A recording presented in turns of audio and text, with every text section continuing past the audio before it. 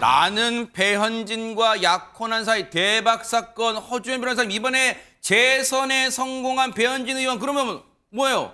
이게 겹경사 맞이하는 거예요? 아닙니다. 이거 일단 거짓말이에요. 네? 사실이 아닙니다. 배현진 의원은 약혼한 사실이 없어요. 그럼 이게 무슨 말이냐? 한 50대 남성 최모 씨가 일방적으로 말도 안 되는 거짓말로 지금 우기고 있는 내용이라는 거예요. 심지어 이걸 어디서 주장했냐?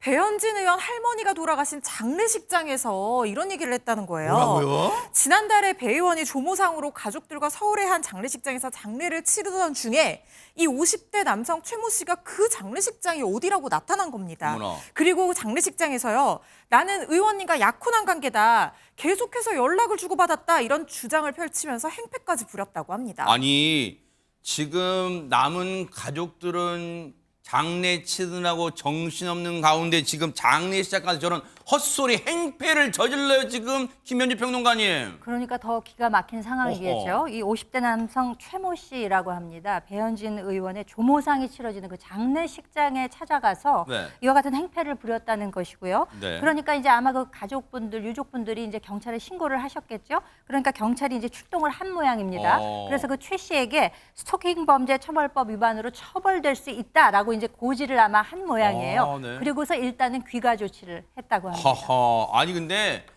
처벌 경고까지 경찰이 했으니까 이 50대 남성이라는 사람 아이고 뜨거워 이제 정신 차렸겠죠 최주봉 교수님. 그러지 않습니다. 네? 이 정신 나간 사람 정신을 안 차리고 계속 괴롭히고 있는 겁니다. 어머나, 지금 네. 이 50대 남성 같은 경우에는요. 경찰의 처벌 경고에도 잘못을 뉘우치지 않고요.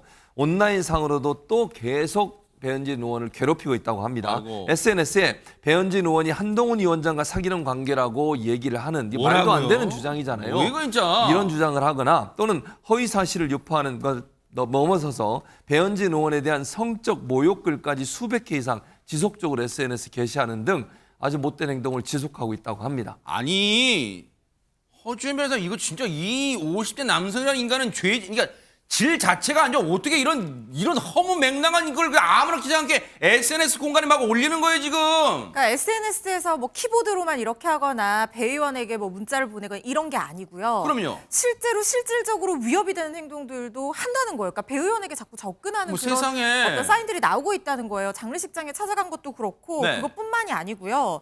배 의원에게 지속적으로 연락을 시도를 하고 어머나? 직접 찍은 배 의원 지역구 사무실 사진을 게재하기도 했다고 합니다. 또 배현진 의원이 지역 행사 현장에 방문했을 당시에 공개석상에서 아마 지지자인 줄 알고 같이 사진을 찍어줬을 것 같아요. 세상에. 그런데 같이 찍은 사진을 SNS에 게시를 하고 또 조모 장례식장에 찾아갔을 때는요. 온라인에다가 병원에 지금 도착했다라고 하면서 실시간으로 자신의 어떤 그런 병원에 간 거, 장례식장에 간 거 이런 것들을 알리기까지 했다고 합니다. 아니 보세요.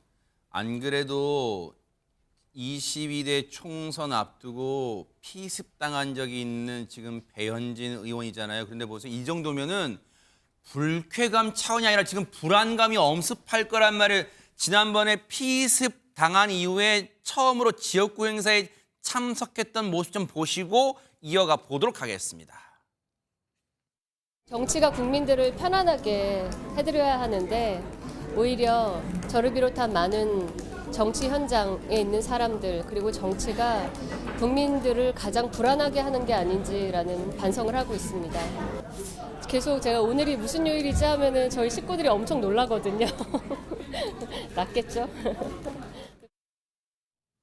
저렇게 이제 밝은 모습으로 얘기는 했습니다만 하지만 마지막 문장이 가족분들은 진짜 가슴 철렁할 거예요. 왜냐하면 당시에 배현진 의원이 피습을 당한 그 공격 부위가 이제 머리 부분이란 말이에요. 그러니까 네.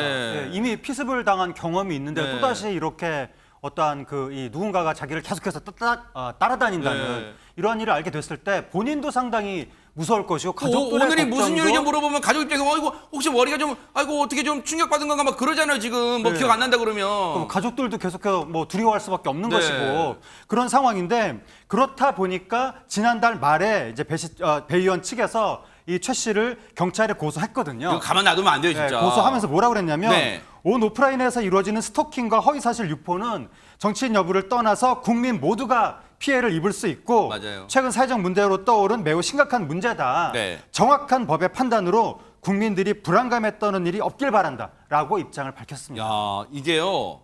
온라인상에서만 이런 행위를 한다 해도 지금 오싹할 판인데 오프라인, 즉 실제 현장에까지 나타나는 인간이란 말이 이 50대 남성은요. 박성배 변호사님, 이 인간 이대로 가만 놔둬서는 안 되잖아요. 이 배현진 의원 측이 경찰에 고소했습니다. 그런데 이 피의자는 경찰의 출석 요구에 불응합니다. 급기야 경찰이 이 피의자를 체포하고 구속하기에 이르는데 어허. 피의자는 이 사안 자체를 가볍게 보았는지 몰라도 결코 가볍지 않습니다. 수사 단계에서 신병을 확보해야 할 필요성이 충분히 존재하는 사건입니다.